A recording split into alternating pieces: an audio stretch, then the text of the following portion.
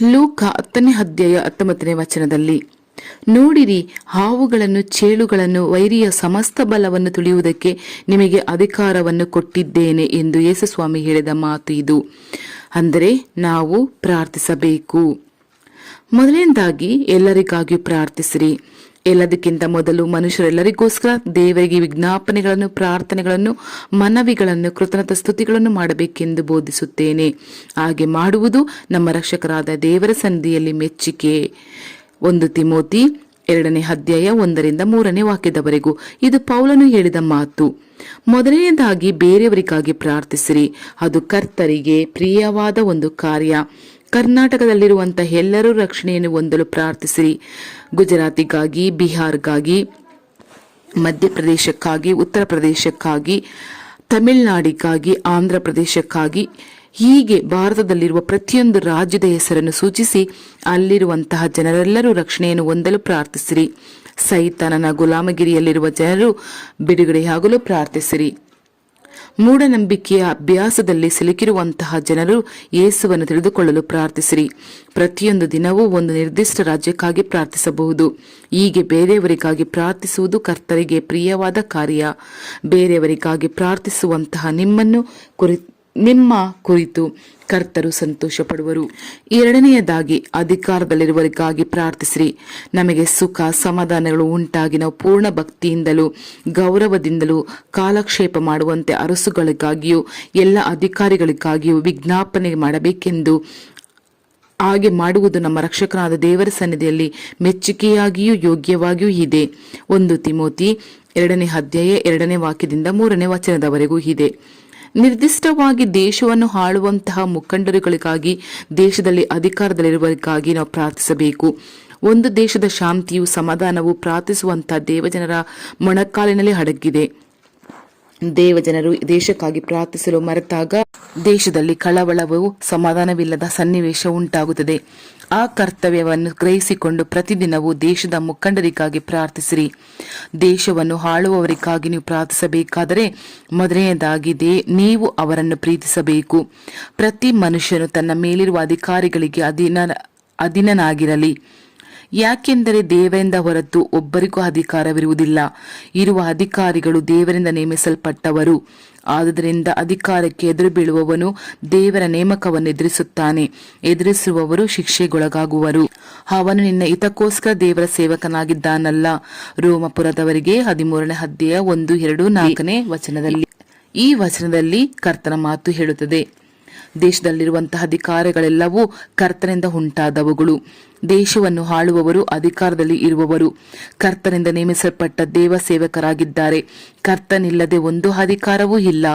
ರಾಷ್ಟ್ರಪತಿ, ಪ್ರಧಾನಮಂತ್ರಿ, ಮುಖ್ಯಮಂತ್ರಿಗಳು, ಎಂಪಿಗಳು, ರಾಜ್ಯದ ಮುಖ್ಯಮಂತ್ರಿಗಳು, ರಾಜ್ಯದ ಮಂತ್ರಿಗಳು, ಎಂಎಲ್ಎಗಳು, ಗವರ್ನರ್ಗಳು, ಕಲೆಕ್ಟರ್ಗಳು, ತಹಸೀಲ್ದಾರರು, ರಾಜಕೀಯ ಮುಖಂಡರು, ಪೊಲೀಸ್ ಅಧಿಕಾರಿಗಳು, ಸರ್ಕಾರಿ ಅಧಿಕಾರಿಗಳು ಎಂದು ಹೀಗೆ ಅಧಿಕಾರದಲ್ಲಿರುವಂತಹ ಎಲ್ಲರಿಗಾಗಿಯೂ ನಾವು ಪ್ರಾರ್ಥಿಸಬೇಕು. ಕರ್ತರು ಮುಖಂಡರುಗಳಿಗೆ ಒಳ್ಳೆಯ ಆರೋಗ್ಯವನ್ನು, ಸುರಕ್ಷತೆಯನ್ನು ಕೊಡಲು ಪ್ರಾರ್ಥಿಸಬೇಕು. ಕರ್ತನಿಗೆ ಭಯಪಡುವಂತಹ ಭಯವನ್ನು, ಜನರ ಮೇಲೆ ಪ್ರೀತಿಯನ್ನು ಕರ್ತರು ಈ ಅಧಿಕಾರಿಗಳಿಗೂ ಮುಖಂಡರಿಗೂ ಕೊಡುವಂತೆ ಪ್ರಾರ್ಥಿಸಿರಿ. ಜನರಿಗೆ ಒಳ್ಳೆಯದನ್ನು ಮಾಡುವಂತಹ ಒಳ್ಳೆಯ ಯೋಜನೆಗಳನ್ನು ತರುವಂತೆಯೂ ಅದನ್ನು ನೆರವೇರಿಸುವಂತಹ ಜ್ಞಾನವನ್ನು ಕೊಡುವಂತೆ ಪ್ರಾರ್ಥಿಸಿರಿ. ಸ್ವಾರ್ಥ ಚಿಂತನೆ ಇಲ್ಲದೆ, ಲಂಚವನ್ನು ತೆಗೆದುಕೊಳ್ಳದೆ ನಿಜವಾಗಿ ದೇಶದ ಒಳಿತಿಗಾಗಿ ಕೆಲಸವನ್ನು ಮಾಡುವಂತೆ ಪ್ರಾರ್ಥಿಸಿರಿ. ದೇಶದ ಸಮಾಧಾನಕ್ಕಾಗಿಯೂ ಆಶೀರ್ವಾದಕ್ಕಾಗಿಯೂ ಪ್ರಾರ್ಥಿಸಿರಿ. ಮೂರನೆಯದಾಗಿ ದೇವ ಸೇವಕರಿಗಾಗಿ ಪ್ರಾರ್ಥಿಸಿರಿ.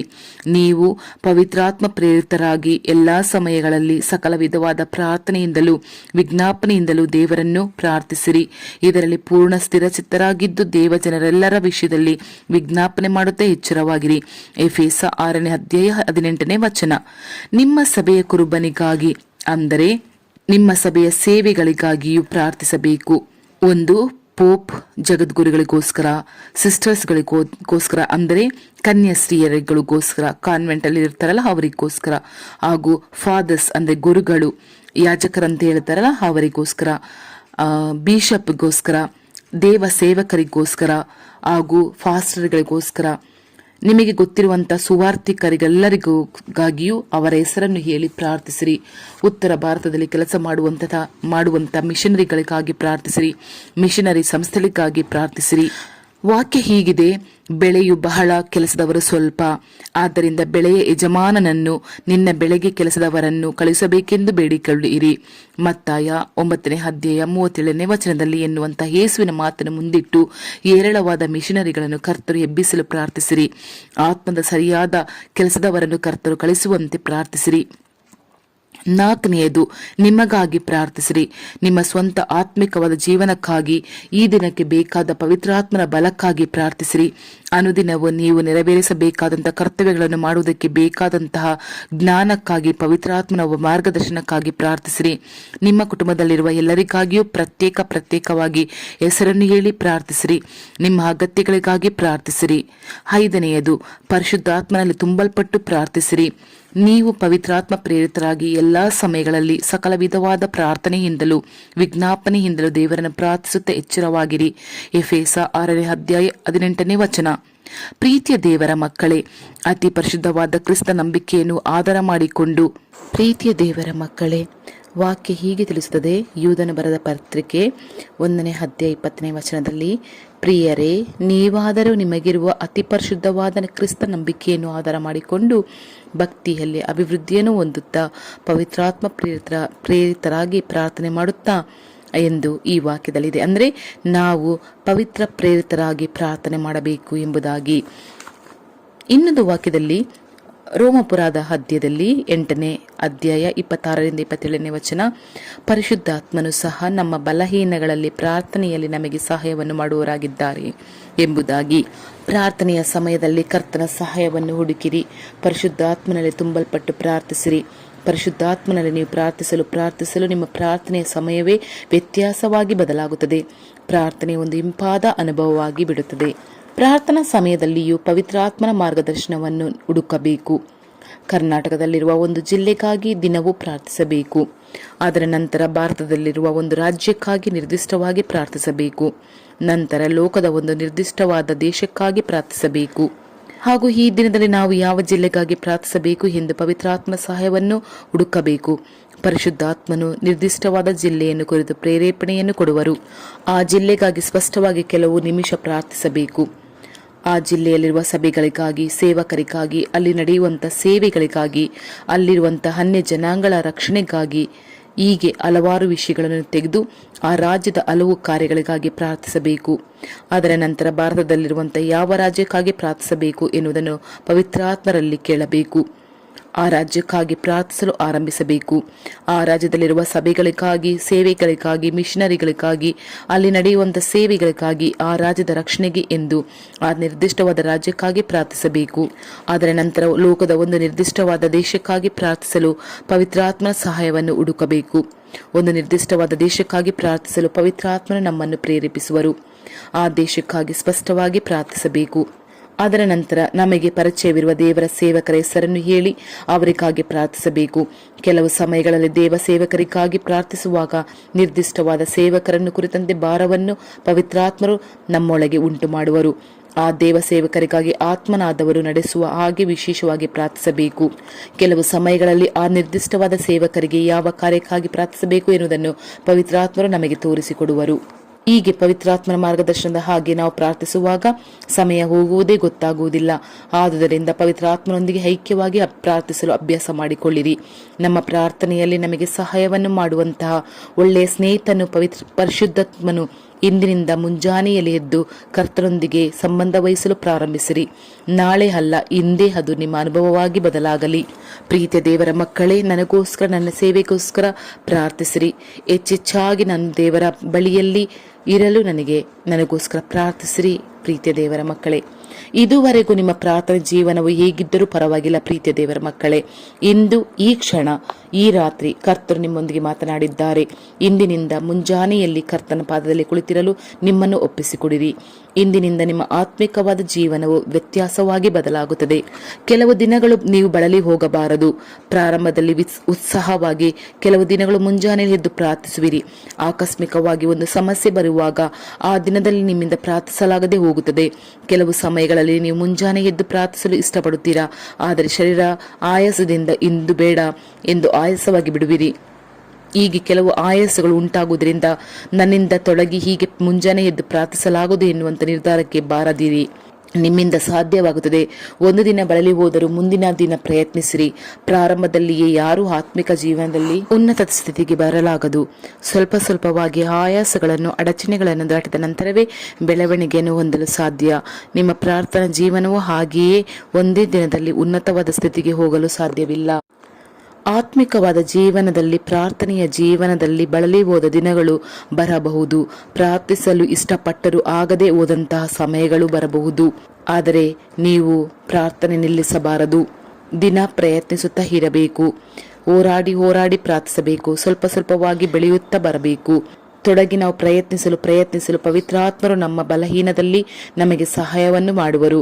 ಅದರ ನಂತರ ಪ್ರತಿದಿನ ಅದು ನಮ್ಮ ಅನುಭವವಾಗಿ ಬಿಡುತ್ತದೆ. ಎಲ್ಲಿಗೆ ಹೋದರೂ ಅದು ನಮ್ಮ ಆತ್ಮಿಕವಾದ ಅಭ್ಯಾಸವಾಗಿ ಬಿಡುತ್ತದೆ. ಅದರ ನಂತರ ನಮ್ಮ ಆತ್ಮಿಕವಾದ ಅಭ್ಯಾಸವನ್ನು ನಮ್ಮಲ್ಲಿ ಬದಲಾಯಿಸಲು ಸೈತಾನನಿಂದಲೂ ಆಗದು. ಆದ್ದರಿಂದ ನಿಮ್ಮಿಂದ ಪ್ರಾರ್ಥಿಸಲು ಸಾಧ್ಯ. ನೀವು ಜಯ ಹೊಂದುವಿರಿ. ಪ್ರಾರ್ಥನೆಗೆಂದು ಸಿದ್ಧತೆಯು, ಮನಸ್ಥಿತಿಯು ಸಿದ್ಧವಾಗಿರಬೇಕು. ವಾಕ್ಯದಲ್ಲಿ ನೋಡೋಣ ಹೇಗೆ ಎಂದು. ಬೆಳಿಗ್ಗೆ ನೀನು ಸಿದ್ಧವಾಗಿದ್ದು ಸಿನಾಯಿ ಬೆಟ್ಟವನ್ನು ಹತ್ತಿ ಅಲ್ಲಿ ಬೆಟ್ಟದ ತುದಿಯ ಮೇಲೆ ನನ್ನ ಸನ್ನಿಧಿಯಲ್ಲಿ ನಿಂತಿರಬೇಕು. ವಿಮೋಚನಾ ಕಾಂಡ 34ನೇ ಅಧ್ಯಾಯ 2ನೇ ವಚನ. ದೇವರು ಮೋಶೆಗೆ ಹೇಳಿದ ಮಾತು ಇದು. ಯೆಹೋವನು ಅವರು ದೇವರ ಬಳಿಯಲ್ಲಿ ಮುಂಜಾನೆ ಎದ್ದು ಪ್ರಾರ್ಥಿಸುತ್ತಾ ಇದ್ದರು. ಆಸಕ್ತಿಯಿಂದ ನಾವು ಪ್ರಾರ್ಥಿಸಬೇಕು. ಹೇಗೆ ಅದು? ನಿನ್ನ ಯಜ್ಞವೇದಿಯನ್ನು ಪ್ರದಕ್ಷಿಣೆ ಮಾಡುವೆನು. ಯೆಹೋವನೇ, ನಿನ್ನ ನಿವಾಸವು ನನಗೆ ಎಷ್ಟೋ ಪ್ರಿಯ, ನಿನ್ನ ಪ್ರಭಾವ ಸ್ಥಾನವು ನನಗೆ ಇಷ್ಟ. ದಾವೀದನು ಹೇಳಿದ ಮಾತು. ಕೀರ್ತನೆ 26ನೇ ಅಧ್ಯಾಯ 8ನೇ ವಾಕ್ಯದಲ್ಲಿದೆ. ದೇವರೇ, ಬಾಯಾರಿದ ಜಿಂಕೆಯು ನೀರಿನ ತೊರೆಗಳನ್ನು ಹೇಗೋ ಹಾಗೆಯೇ ನನ್ನ ಮನವು ನಿನ್ನನ್ನು ಬಯಸುತ್ತದೆ. ಕೀರ್ತನೆ 42ನೇ ಅಧ್ಯಾಯ 1ನೇ ವಾಕ್ಯ. ಒಬ್ಬ ಭಕ್ತನು ಹೇಳಿದ ಮಾತು. ದೇವರೇ, ನೀನೇ ನನ್ನ ದೇವರು. ನಾನು ನಿನ್ನ ದರ್ಶನವನ್ನು ಕುತೂಹಲದಿಂದ ಎದುರು ನೋಡುತ್ತೇನೆ. ನೀರಿಲ್ಲದೆ ಒಣಗಿದ ಭೂಮಿಯಲ್ಲಿದ್ದವನು ನೀರಿಗಾಗಿಯೋ ಎಂಬಂತೆ ನನ್ನ ಆತ್ಮವು ನಿನಗಾಗಿ ಆತುರಗೊಳ್ಳುತ್ತದೆ, ಶರೀರವು ಕುಂದಿ ಹೋಗುತ್ತದೆ. ಕೀರ್ತನೆ 63ನೇ ಅಧ್ಯಾಯ 1ನೇ ವಾಕ್ಯ. ದಾವೀದನು ಅರಣ್ಯದಲ್ಲಿದ್ದಾಗ ದೇವರ ಬಳಿ ಹೇಳಿದ ಮಾತುಗಳು ಇವು. ರಾತ್ರಿಯಲ್ಲಿ ನಿನ್ನನ್ನು ಮನಪೂರ್ವಕವಾಗಿ ಹಾರೈಸಿದ್ದೇವೆ. ಹೌದು, ನಮ್ಮ ಆತ್ಮದಲ್ಲಿ ನಿನ್ನನ್ನು ತವಕದಿಂದ ಹುಡುಕಿದ್ದೇವೆ. ಯೆಶಾಯ 26ನೇ ಅಧ್ಯಾಯ 9ನೇ ವಚನ. ಇಸ್ರಾಯೇಲರು ಮಾಡುವ ಸ್ತೋತ್ರ ಗೀತೆ ಇದು. ದೇವರ ಆಲೋಚನೆಯಂತೆ ನಡೆಯಬೇಕು. ಹೇಗೆ ಅದು? ಆತ್ಮದಲ್ಲಿ ಬಿಡುಗಡೆ ಹೊಂದಿರಿ. ಎಫೆಸ 6ನೇ ಅಧ್ಯಾಯ 18, ಫಿಲಿಪ್ಪ 3ನೇ ಅಧ್ಯಾಯ 3ನೇ ವಾಕ್ಯ. ದೇವರ ಮೇಲಿರುವ ಪ್ರೀತಿಯಿಂದ ತುಂಬಿರಿ. 2ನೇ ಕೊರಿಂಥ 5ನೇ ಅಧ್ಯಾಯ 14ನೇ ವಾಕ್ಯ. ದೇವರು ಎದುರು ನೋಡುವಂತಹ ಪರಿಶುದ್ಧತೆಯಲ್ಲಿ ನೆಲೆಗೊಳ್ಳಿರಿ. ರೋಮಾಪುರ 12ನೇ ಅಧ್ಯಾಯ 1ನೇ ವಾಕ್ಯ. ಶುದ್ಧ ಹೃದಯದಿಂದ ನಿರ್ದೋಷಿ ಎಂದು ಸಾಕ್ಷಿ ಹೇಳುವ ಮನಸ್ಸುಳ್ಳವರಾಗಿರಿ. ಅಪೊಸ್ತಲ ಕೃತ್ಯಗಳು 24ನೇ ಅಧ್ಯಾಯ 16ನೇ ವಚನ. ಪ್ರಾರ್ಥಿಸುವಂತಹ ಆಸಕ್ತಿಯು ದಾಹವುಳ್ಳವರಾಗಿರಿ. ಕೀರ್ತನೆ 42ನೇ ಅಧ್ಯಾಯ 1ನೇ ವಾಕ್ಯ. ಪ್ರಾರ್ಥನೆಯಲ್ಲಿ ಒಗ್ಗಟ್ಟು, ವೈರಾಗ್ಯವುಳ್ಳವರಾಗಿರಿ. 1 ಅರಸು 17ನೇ ಅಧ್ಯಾಯ 1ನೇ ವಾಕ್ಯ. ಪ್ರಾರ್ಥನಾ ಸಮಯವನ್ನು ಕುರಿತು ಎಚ್ಚರವುಳ್ಳವರಾಗಿರಿ. ಲೂಕ 21ನೇ ಅಧ್ಯಾಯ 36ನೇ ವಾಕ್ಯ. ಇಲ್ಲಿ ನಾನು ಶಾರ್ಟ್ ಆಗಿ ನಿಮಗೆ ವಿವರಿಸಿದ್ದೇನೆ. ನೀವು ಬೈಬಲ್ ಅನ್ನು ಓಪನ್ ಮಾಡಿ ಎಲ್ಲ ವಾಕ್ಯಗಳನ್ನು ದಯವಿಟ್ಟು ಓದಬೇಕಾಗಿ ಬೇಡಿಕೊಳ್ಳುತ್ತೇನೆ. ಪ್ರೀತಿಯ ದೇವರ ಮಕ್ಕಳು, ನೀವು ಜಿತೇಂದ್ರಿಯರಾಗಿಯೂ ಪ್ರಾರ್ಥನೆಗೆ ಸಿದ್ಧರಾಗಿರುವಂತೆ ಸ್ವಸ್ಥ ಚಿತ್ತರಾಗಿಯೂ ಇರಿ. 1 ಪೇತ್ರ 4ನೇ ಅಧ್ಯಾಯ 7ನೇ ವಾಕ್ಯ. ದೇವರ ಶಬ್ದವನ್ನು ಕೇಳಿ ತಿಳಿದುಕೊಳ್ಳುವಂತೆ ಗ್ರಹಿಕೆಯುಳ್ಳವರಾಗಿರಿ. ಕೀರ್ತನೆ 119ನೇ ಅಧ್ಯಾಯ 104ನೇ ವಾಕ್ಯ. ಪ್ರಾರ್ಥನೆಯನ್ನು ಕರ್ತವ್ಯವಾಗಿ ಅಲ್ಲ, ಉನ್ನತವೆಂದು ಹೇಳಿಸಿರಿ. ಕೀರ್ತನೆ 84ನೇ ಅಧ್ಯಾಯ 10ನೇ ವಚನ. ಪ್ರತಿಫಲವನ್ನು ಹೊಂದುವೆಂದು ತಿಳಿದಿದ್ದೀರಲ್ಲ, ನೀವು ಕರ್ತನಾದ ಯೇಸು ಕ್ರಿಸ್ತನಿಗೆ ದಾಸರಾಗಿದ್ದೀರಿ. ಕೊಲೊಸ್ಸೆ 3ನೇ ಅಧ್ಯಾಯ 24ನೇ ವಚನ. ಪ್ರಾರ್ಥಿಸುವುದಕ್ಕಾಗಿ ಪ್ರತ್ಯೇಕವಾದ ಸ್ಥಳ ಮೀಸಲಾಗಿರಿ. ಆ ಒಂದು ಪ್ರತ್ಯೇಕವಾದ ಸ್ಥಳ ಇದ್ದರೆ ನಾವು ನನ್ನ ದೇವರ ಜೊತೆ, ನಿಮ್ಮ ದೇವರ ಜೊತೆ ಪ್ರತ್ಯೇಕವಾಗಿ ಯಾವ ಡಿಸ್ಟರ್ಬೆನ್ಸ್ ಇಲ್ಲದೆ ಪ್ರಾರ್ಥನೆ ಮಾಡಬಹುದು ಎಂಬುದಾಗಿ ನಿಮಗೆ ತಿಳಿಸುತ್ತಾ ಇದ್ದೇನೆ. ಅರಣ್ಯದಂಥ ಸ್ಥಳ, ಮಾರ್ಕ 1ನೇ ಅಧ್ಯಾಯ 35ನೇ ವಚನ. ಗೆತ್ಸೆಮನೆ ತೋಟ, ಯೋಹಾನ 18ನೇ ಅಧ್ಯಾಯ 1 ಮತ್ತು 2ನೇ ವಾಕ್ಯ.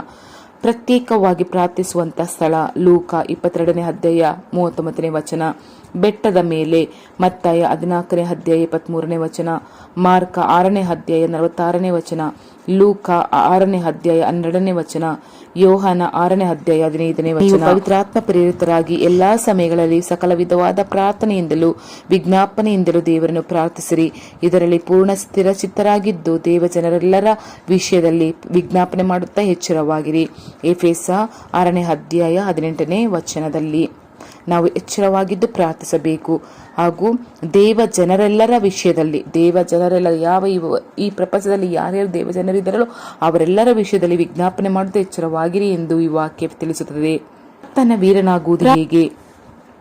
ಪ್ರಾರ್ಥನೆಯ ಬಗ್ಗೆ ಇರುವಂತಹ ಪುಸ್ತಕಗಳನ್ನು ಓದುವುದರಿಂದಲೋ ಅಥವಾ ಕೂಟದಲ್ಲಿ ಭಾಗವಹಿಸಿ ಕಲಿತುಕೊಳ್ಳುವುದರಿಂದಲೋ ಮಾತ್ರ ನಾವು ಪ್ರಾರ್ಥನೆ ವೀರನಾಗಿ ಬದಲಾಗಲು ಸಾಧ್ಯವಿಲ್ಲ. ಮೊಣಕಾಲೂರಿ ಪ್ರಾರ್ಥಿಸಲು ಆರಂಭಿಸಬೇಕು. ನೀವು ಪ್ರಾರ್ಥಿಸುತ್ತನೇ ಪ್ರಾರ್ಥನೆಯಲ್ಲಿ ಬೆಳೆಯಲು ಸಾಧ್ಯ. ಈಜುವುದನ್ನು ಕುರಿತು ಎಷ್ಟು ತರಗತಿಗಳಿಗೆ ಹೋಗಿ ಈಜಾಡುವುದನ್ನು ನೀವು ಕಲಿತುಕೊಂಡರೂ ನೀವು ನೀರಿನೊಳಗೆ ಇಳಿದು ಈಜಲು ಪ್ರಯತ್ನಿಸದೇ ಹೋದರೆ ಈಜುವ ವೀರನಾಗಲು ಸಾಧ್ಯವಿಲ್ಲ. ಅದೇ ರೀತಿ ನೀವು ಸಹ ಮೊಣಕಾಲೂರಿ ಪ್ರಾರ್ಥಿಸದೆ ಹೋದರೆ ಪ್ರಾರ್ಥನಾ ವೀರನಾಗಲು ಸಾಧ್ಯವಿಲ್ಲ. ಹಿಂದೆ ಪ್ರಾರ್ಥಿಸಲು ಆರಂಭಿಸಿರಿ. ಪ್ರತಿದಿನವೂ 1 ಗಂಟೆ ಆದರೂ ಪ್ರಾರ್ಥಿಸಲು ಆರಂಭಿಸಿರಿ. ಪ್ರಾರ್ಥನೆಯಲ್ಲಿ ಬೆಳೆದು ಪ್ರತಿದಿನ 2.5 ಗಂಟೆ ಆದರೂ ಪ್ರಾರ್ಥಿಸಲು ಮರೆಯದಿರಿ. ದಶಮ ಭಾಗ ಎನ್ನುವುದು ಹಣದಲ್ಲಿ ಮಾತ್ರವಲ್ಲ, ಸಮಯವೂ ಸಹ ಕರ್ತನದಾಗಿದೆ. ನಿಮ್ಮ ಪ್ರಾರ್ಥನೆಯನ್ನು ಎದುರು ನೋಡುತ್ತಾ ಕಾದಿದ್ದಾರೆ ಎನ್ನುವುದನ್ನು ಮರೆತು ಹೋಗದಿರಿ. 1 ಗಳಿಗೆ ಆದರೂ ನನ್ನ ಸಂಗಡ ಎಚ್ಚರವಾಗಿರಲಾರಿರಾ ಎಂದು ಯೇಸು ಹೇಳುತ್ತಾರೆ. ಮತ್ತಾಯ 26ನೇ ಅಧ್ಯಾಯ 40ನೇ ವಚನದಲ್ಲಿ ನಿಮ್ಮನ್ನು ಪ್ರಾರ್ಥಿಸಲು ಕರೆಯುತ್ತಾರೆ. ಯೇಸುವಿನೊಂದಿಗೆ ಐಕ್ಯವಾಗಿ ಪ್ರಾರ್ಥಿಸಲು ನಿಮ್ಮನ್ನು ಒಪ್ಪಿಸಿಕೊಡಿರಿ. ಒಂದೇ ದಿನದಲ್ಲಿ ಪ್ರಾರ್ಥನಾ ವೀರನಾಗಲು ಸಾಧ್ಯವಿಲ್ಲ. ಸ್ವಲ್ಪವಾಗಿ ಪ್ರಾರ್ಥನೆಯಲ್ಲಿ ಬೆಳೆದ ಮೇಲೆ ದೊಡ್ಡ ಪ್ರಾರ್ಥನಾ ವೀರನಾಗಲು ಸಾಧ್ಯ. ಪ್ರಾರಂಭದಲ್ಲಿ 10 ನಿಮಿಷಗಳು ಪ್ರಾರ್ಥಿಸುವುದೇ ನನಗೆ ಒಂದು ದೊಡ್ಡ ಕಾರ್ಯವಾಗಿ ಕಾಣಿಸಿತು. ಇದಕ್ಕಿಂತ ಹೆಚ್ಚಾಗಿ ಪ್ರಾರ್ಥಿಸಲಾಗಲಿಲ್ಲವೇ ಎಂದು ಸಹ ಬೇಸರಗೊಂಡಿದ್ದೇನೆ. ದಿನ ಕಳೆಯುತ್ತಾ ಹಂತವಾಗಿ ಪ್ರಾರ್ಥನೆಯಲ್ಲಿ ಬೆಳೆದು ಹಲವು ಗಂಟೆಗಳು ಕರ್ತನ ಪಾದದಲ್ಲಿ ಕುಳಿತು ಪ್ರಾರ್ಥಿಸಲು ಕರ್ತರನ್ನ ಈಗ ಕೃಪೆಯನ್ನು ಕೊಟ್ಟಿದ್ದಾರೆ. ಎಷ್ಟು ಗಂಟೆಗಳು ಪ್ರಾರ್ಥಿಸಿದರೂ ಸಹ ಪ್ರಾರ್ಥನೆಯಲ್ಲಿ ತೃಪ್ತಿಯನ್ನು ಹೊಂದದಿರಿ. ಇನ್ನೂ ಹೆಚ್ಚಾಗಿ ಪ್ರಾರ್ಥಿಸಲಿರಬಹುದೇ ಎಂದು ನಿಮ್ಮ ಹೃದಯವು ಆಶಿಸಬೇಕು. ಪ್ರಾರ್ಥಿಸಲು ಇಷ್ಟಪಡಿರಿ, ಪ್ರಾರ್ಥಿಸಲು ಒಪ್ಪಿಸಿಕೊಡಿರಿ, ಪ್ರಾರ್ಥಿಸಲು ಪ್ರಾರಂಭಿಸಿರಿ. ಕರ್ತನ ಆತ್ಮವನ್ನು ನಿಮ್ಮ ಮೇಲೆ ಅಳತೆ ಇಲ್ಲದೆ ಸುರಿಸುವನು. ನೀವು ರಾತ್ರಿ ಹಗಲು ಪ್ರಾರ್ಥಿಸುತ್ತಲೇ ಇರುವಿರಿ. ಪ್ರೀತಿಯ ದೇವರ ಮಕ್ಕಳೇ, ಈ ಒಂದು ಕ್ಷಣ, ಈ ರಾತ್ರಿಯ ವೇಳೆಯಲ್ಲಿ ಮೊಣಕಾಲೂರಣವೇ ದೇವರಲ್ಲಿ ಪ್ರಾರ್ಥಿಸೋಣ. ಕರ್ತರಾದ ಯೇಸುವೆ, ತಂದೆಯ ದೇವರೇ, ಈ ಕ್ಷಣದಲ್ಲಿ ನೀವು ನಮ್ಮ ಜೊತೆ ಇದ್ದೀರಾ. ನಮ್ಮ ಬಲಪಾಶದಲ್ಲಿ ನಿಂತುಕೊಂಡಿದ್ದೀರಾ. ನಮ್ಮ ಪ್ರಾರ್ಥನೆಯನ್ನು ನೀವು ಆಲಿಸುತ್ತಾ ಇದ್ದೀರಾ. ಅಪ್ಪ, ನಾವು ಬೆಳಗ್ಗೆ ಬೇಗ ಎದ್ದು ನಿಮ್ಮ ಜೊತೆ ಮಾತನಾಡುವುದಕ್ಕೆ, ನಿಮ್ಮ ಆ ಒಂದು ಭಾರ ಏನು ಎಂದು ತಿಳಿದುಕೊಂಡು ಅದಕ್ಕೋಸ್ಕರ ನಾವು ಪ್ರಾರ್ಥಿಸೋದಕ್ಕೆ ನೀವು ನಮಗೆ ಸಹಾಯ ಮಾಡಬೇಕಾಗಿ ಬೇಡಿಕೊಳ್ಳುತ್ತೇವೆ. ಅದೇ ಪ್ರಕಾರ ಯಾರ್ಯಾರು ಈ ಒಂದು ಕ್ಷಣದಲ್ಲಿ ಪ್ರಾರ್ಥಿಸ್ತಾ ಇದ್ದಾರೋ ಆ ಎಲ್ಲರ ಮೇಲೆ ನಿಮ್ಮ ಆತ್ಮಿಕ ಆಶೀರ್ವಾದವನ್ನು ಕೊಡಬೇಕಾಗಿ ಬೇಡಿಕೊಳ್ಳುತ್ತೇನೆ ತಂದೆಯೇ, ಯೇಸು ಕ್ರಿಸ್ತನ ನಾಮದಲ್ಲಿ ಆಮೇನ್.